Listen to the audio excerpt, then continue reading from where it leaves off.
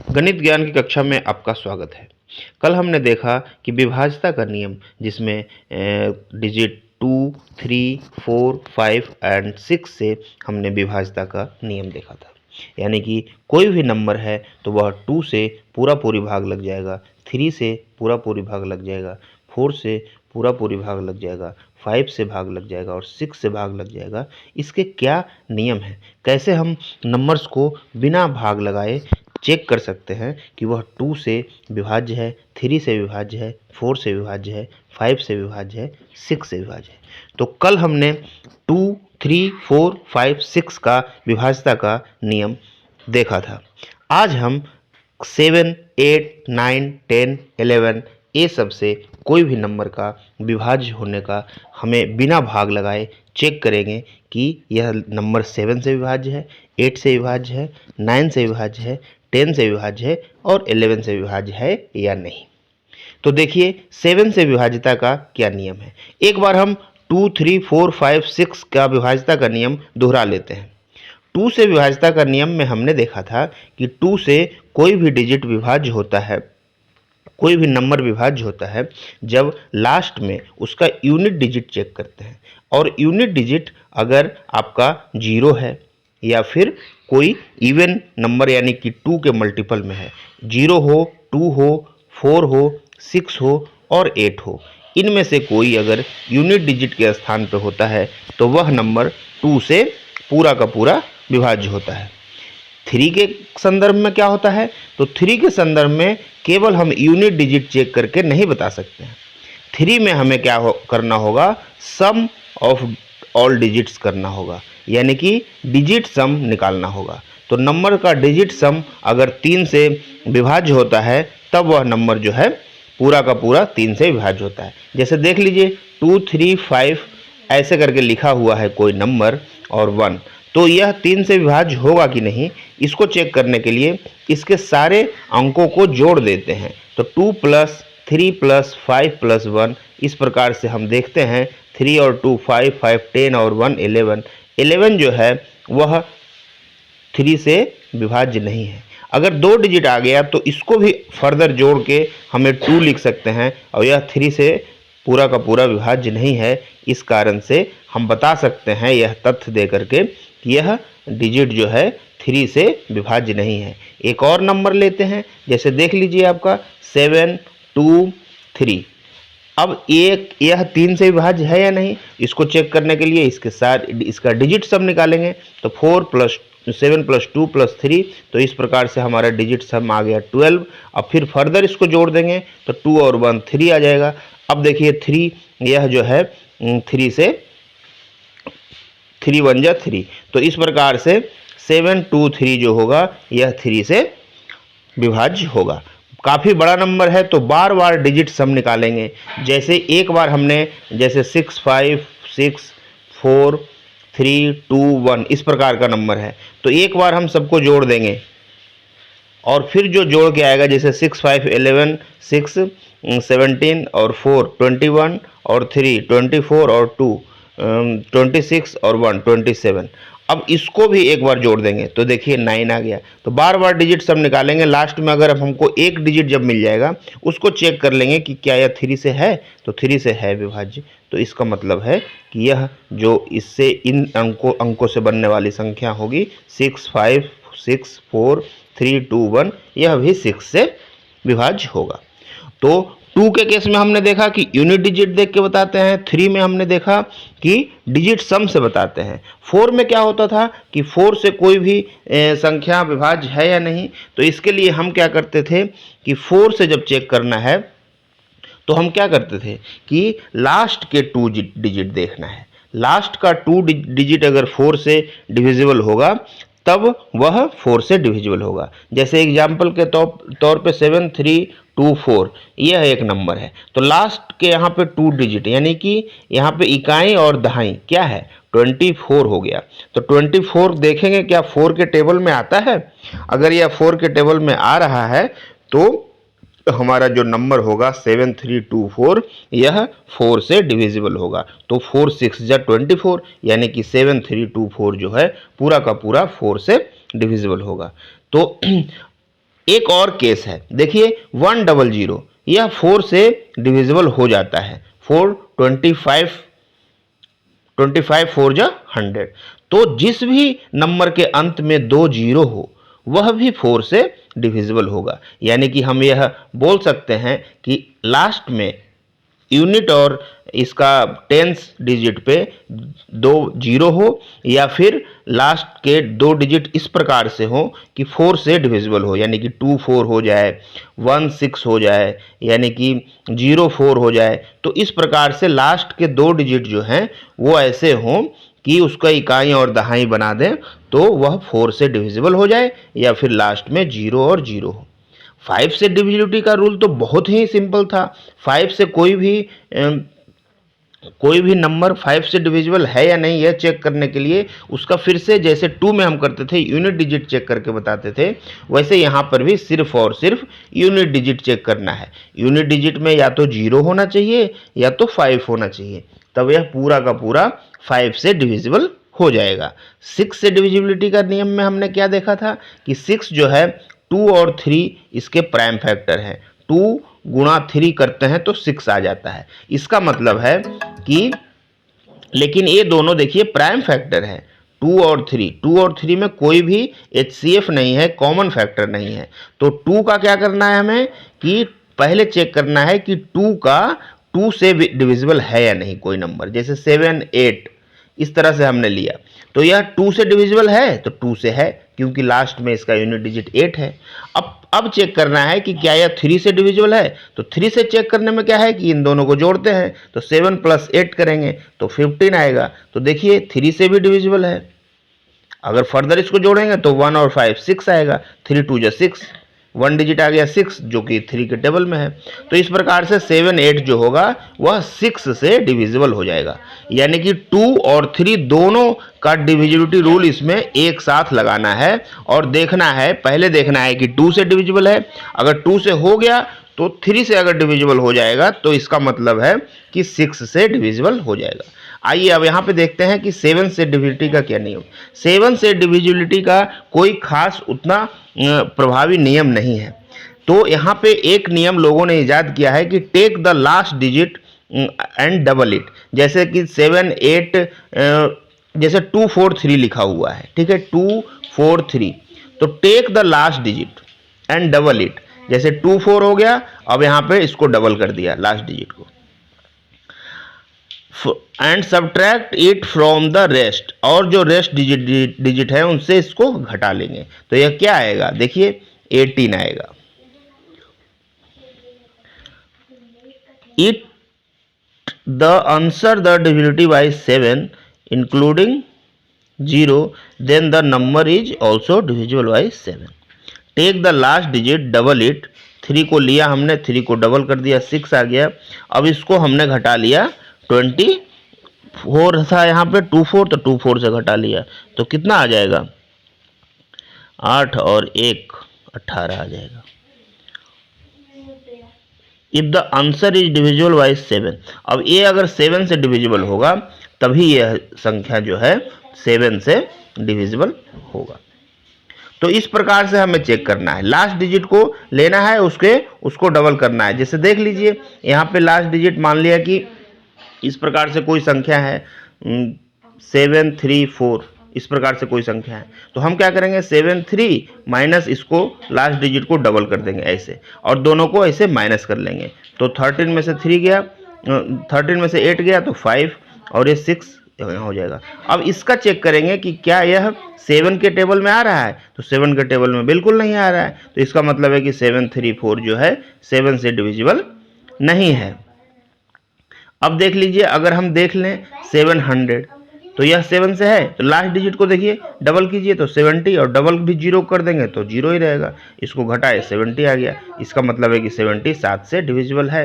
अब अगर 707 को लेते हैं तो देख लीजिए 707, लास्ट डिजिट को डबल करेंगे 70 - 14 आएगा। अब इसको जब घटाएंगे तो यह 7 से बिल्कुल डिविजिबल होगा, तो 7 से डिविजिबल होगा, इसका मतलब है कि 707 जो है 7 से डिविजिबल है। देख लीजिए इसको अगर घटाएंगे तो कितना आएगा, 10 में से 6 गया, 10 में से 4 गया 6, और ये हो गया 6 में से 5 56, यानी 7 से यह डिजिट डिविजिबल है, यानी कि यूनिट डिजिट को अलग कर देते हैं, फिर उसको डबल कर देते हैं और रेस्ट डिजिट से हम उसको घटा लेते हैं। अब देखिए 8 के संदर्भ में देखते हैं, तो 8 में क्या होता है कि if the last digit are divisible by 8, last three digit को यहाँ पे हम देखेंगे, तो लास्ट थ्री डिजिट क्या आएगा, देखिए अगर 7 3 5 6 इस प्रकार से लिखा गया है और इसको चेक करना है कि 8 से डिविजिबल है या नहीं, तो इसके अंतिम 3 अंक को हम देखेंगे 3 5 6 और इसको 8 से हम डिवाइड करेंगे। अगर यह 8 से पूरी डिवाइड हो गया, इसका मतलब है कि यह डिजिट जो है, यह नंबर जो है वह 8 से डिविजिबल है। जैसे देख लीजिए 7 3 5 4 इस प्रकार से हमने ले लिया। अब इसका लास्ट 3 डिजिट देख लेंगे, तो 3 5 4, अब इसको हम 8 से डिवाइड करेंगे, तो 8 4 जो 32 और इधर आएगा 3 4, यानी कि नहीं होगा। तो 8 से यह नंबर जो है 8 से डिविजिबल नहीं होगा। अगर हम इस तरह से लें 6 4 8 3 2, तो इस तरह से हम लास्ट 3 डिजिट 832 को चेक करेंगे और इसको 8 से डिवाइड करेंगे। तो लास्ट 3 डिजिट को 8 से डिवाइड करके हम पूरे नंबर को, चाहे कितना भी बड़ा नंबर हो, जैसे 6 5 4 3 2 1 5 इस तरह से नंबर हो कोई, तो इसको चेक करने के लिए हम पूरे नंबर में भाग नहीं लगाएंगे, हम सिर्फ लास्ट के 3 डिजिट यानी कि इकाई, दहाई और सैकड़ा, ये तीनों डिजिट को एक साथ लिख देंगे और इस सैकड़े के जो अंक है इसी को हम भाग लगा देंगे 8 से, तो हमारा चेक हो जाएगा कि ये पूरा नंबर 8 से डिविजिबल है या नहीं। यानी कि 8 के संदर्भ में आपको भाग लगाना ही पड़ेगा। बेशक ये आसान हो जाता है कि पूरे नंबर से भाग नहीं लगाना है, सिर्फ लास्ट के 3 डिजिट से भाग लगाना है। अब आइए 9 से डिविजिबिलिटी का चेक करते हैं। 9 से आप जैसा कि जानते होंगे, 9 का टेबल जब हम पढ़ते हैं तो क्या आता है, 9 2 जा 18, 9 3 जा 27, 9 4 जा 36, यानी इस तरह से आता है कुछ, और 9 5 जा 45, फिर 9 6 जा 54, तो इस प्रकार से आता है। इसमें देखिए एक चीज आप गौर कीजिएगा कि सारे जितने आ रहे हैं 9 के टेबल में, सबका डिजिट सम कितना हो रहा है, तो 0 9 पहला आया तो डिजिट सम 9 हो गया, दूसरे वाले का भी 9 हो गया, तीसरे वाले का देखिए 9 हो गया, फिर 9 हो गया, फिर 9 हो गया, यानी सबका डिजिट सम 9 आ रहा है। तो देखिए जिस भी नंबर का डिजिट सम 9 होगा वह 9 से पूरा का पूरा डिविजिबल होगा। जैसे देख लीजिए 2 7 3 4 2 इस प्रकार से हमने लिख दिया। अब यह 9 से डिविजिबल है या नहीं ये चेक करना है, तो इसका डिजिट सम निकालेंगे। जिस प्रकार से हमने 3 के डिविजिबिलिटी चेक करने के लिए डिजिट सम निकाला था, सेम यहाँ पे 9 से भी वही होगा, क्योंकि 9 3 का मल्टीपल ही तो है। तो देखिए यहाँ पे 2 7 3 4 2 इस प्रकार से सबको जोड़ दिया, तो 7 2 9 हो गया, 9 हो गया, तो हम 9 हो गया, जब भी 9 हो जाए तब हम 0 लिख देंगे, फिर 3 4 2 फिर 9 हो गया, 0 हो गया, यानी कि जब डिजिट सम 0 हो जाए तब यह जो है 9 से डिविजिबिलिटी हो जाएगा। डिजिट सम 0 का मतलब डिजिट सम 9, तो डिजिट सम यहाँ पे 9 होना चाहिए। डिजिट सम 9 हो या 9 के मल्टीपल में हो, डिजिट का सम निकालें। देखिए साधारण तौर पे आप समझिए 2 4 3 2 1 इस प्रकार से दिया गया है हमारा, तो इसका हम डिजिट सम निकालेंगे। तो डिजिट सम या तो 9 के मल्टीपल हो या तो फिर डिजिट सम अगर 9 होता है तो हम उसको 0 भी बोलते हैं। तो डिजिट सम 9 हो या 9 के मल्टीपल में हो, तो यहाँ पे डिजिट सम क्या हो रहा है देख लीजिए, तो 4 2 6 3 9 2 11 और 1 12 हो रहा है, यानी कि यह 9 के मल्टीपल नहीं है, तो यह 9 से डिविजिबिलिटी इसका प्रूफ नहीं हुआ। यानी 12 जो है 3 से डिविजिबल होगा, 9 से नहीं होगा। अब देखिए 2 4 3 इस प्रकार से है, तो इसका डिजिट सम कितना है, तो 9 है, तो 9 है तो यह 9 से डिविजिबल हो जाएगा। तो डिजिट सम 9 हो, 18 हो, 27 हो, 36 हो, इस प्रकार से अगर डिजिट सम आने लग जाए तो यह तो संख्या 9 से डिविजिबल होगा। अब देखिए बहुत बड़ा नंबर मान लिया कि ले लिया 7 3 5 6 5 4 3 2 इस प्रकार से, अब इसको चेक करना है कि 9 से डिविजिबल है या नहीं, तो डिजिट सम निकालेंगे हम। तो डिजिट सम देखिए 7 3 10 हो गया, 10 और 5 15 हो गया, 15 और 6 21 हो गया, 21 और 5 27 हो गया, 27 और 4 31 हो गया, 31 और 3 33 हो गया, 33 और 2 35 हो गया। अब फिर से डिजिट्स हम निकाल सकते हैं। 3 + 5 8 हो गया। 8 देखिए 9 तो आया नहीं, तो यह नहीं है। यानी कि 9 का मल्टीपल होना चाहिए, या फिर यह अगर 31 और दिया रहता तो यहाँ पे 36 हो जाता, और 36 जैसा ही होता तो 9 4 जा 36, या फिर 3 और 6 को जोड़ेंगे तब भी 9 आ जाएगा। तो इसका मतलब जो 1 डिजिट का आ जाए, पूरा डिजिट सम बार बार निकालेंगे। अगर 2 डिजिट का डिजिट सम आया तो फिर से उसको सम कर देंगे। अगर 9 आ जाए तब यह बोला जाता है कि वह संख्या 9 से डिविजिबल है। अब देखिए 10 से डिविजिबिलिटी का रूल तो आपको पता ही होगा। 10 से कोई भी डिजिट डिविजिबल है या नहीं, इसके लिए सिंपल है कि जब 10 का टेबल आप पढ़ते हैं तो क्या है, याद कीजिए 10 20 30, देखिए सभी में अंत में 0 आ रहा है, इकाई में सबका 0 आ रहा है। तो यही आपका नियम बन जाएगा कि लास्ट का डिजिट जो है, यानी कि इसका यूनिट डिजिट जिस भी संख्या का 0 हो तो वह संख्या 10 से डिविजिबल होगा। यूनिट डिजिट 0 होने पे हम बता देंगे कि वह 10 से डिविजिबल है। अब देखिए 7 3 5 6 4 2 0, यानी कि यह संख्या चेक करना है कि 10 से डिविजिबल है या नहीं। तो बिल्कुल एक बार में हम देख के बता देंगे। लास्ट में 0 है तो यह 10 से डिविजिबल होगा। अगर इस प्रकार से नंबर दिया गया है 3 2 1 0 0, तो यह 10 से है कि नहीं। देखिए भले 2 0 है, लास्ट का तो 0 ही है, तो यह 10 से डिविजिबल होगा। और अगर लास्ट में 2 0 है तो यह 100 से भी डिविजिबल होगा। इस प्रकार से हम बिना कुछ किए केवल नंबर को देख करके बता सकते हैं कि 10 से डिविजिबल है या नहीं। क्योंकि 10 का टेबल जब हम पढ़ते हैं तो यूनिट डिजिट 0 आता है। इसका मतलब हो गया कि जिस भी संख्या का यूनिट डिजिट 0 आएगा, सबसे आखिरी में चरम अंक जो है 0 होगा, तो वह संख्या बिल्कुल 10 से डिवाइड होगा, पूरा का पूरा डिवाइड हो जाएगा 10 से। तो इस प्रकार हमने देखा कि कैसे जो डिजिट हमारे नंबर्स हैं वह 2 3 4 5 6 7 8 9 10 से पूरा का पूरा डिविजिबल होता है। तो हम कैसे बिना भाग लगाए चेक कर सकते हैं। इसी प्रकार से 11 का भी हम निकाल सकते हैं। 11 से डिवाइड होने का क्या रूल है पता है आपको, कि कोई भी संख्या हमने, देखिए आप 11 का टेबल पढ़िएगा तो क्या आएगा, 11 22 33 इस प्रकार से आएगा कुछ। लेकिन जब बहुत बड़ा नंबर होगा 7 3 4 3 इस प्रकार से आपको चेक करना है कि क्या यह 11 से डिविजिबल है। तो एक अंक छोड़ के एक अंक आप गोला लगा दीजिए इस प्रकार से। अब जो जो गोला लगाए हैं उसको अलग से जोड़ लीजिए, और जो गोला नहीं लगाए हैं उसको अलग से जोड़ लीजिए। अब दोनों को आप घटा लीजिए।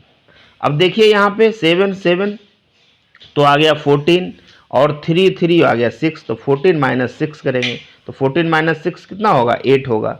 8 यह 11 से के मल्टीपल में नहीं आया। इसका मतलब है कि आपका जो है यह डिजिट जो है 11 से डिवाइड नहीं है।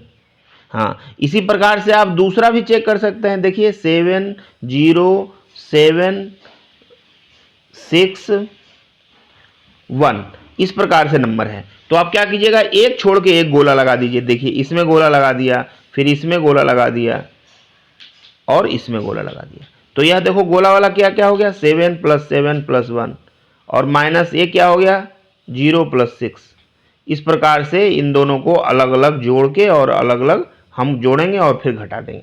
तो 7 7 14 15 15 - 6, देखिए 9 आता है।